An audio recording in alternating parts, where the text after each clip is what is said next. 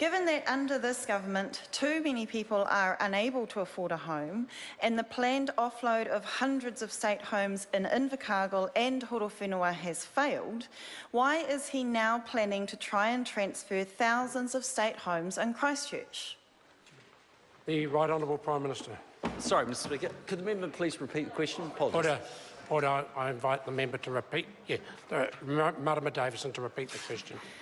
Given that under this government too many people are unable to afford a home and the planned offload of hundreds of state homes in Invercargill and Horowhenua has failed, why is he now planning to try and transfer thousands of state homes in Christchurch? The Right Honourable Prime Minister. Well, as the member probably knows, the transfer of state houses in Christchurch is all about increasing the number of community housing providers and social housing providers in that market.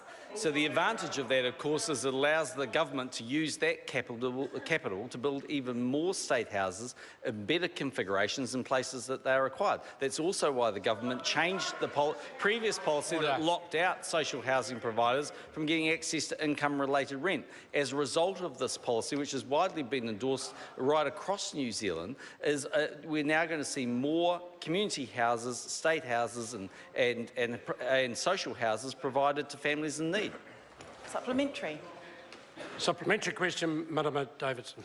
Will he insist on pushing through this failing policy of shrinking the Housing New Zealand stock in the face of opposition like the Press editorial, which said yesterday, quote, "It is hard not to feel dismayed by the dreary lack of ambition and to wonder whether the government is simply washing its hands of one of its most important and central roles?"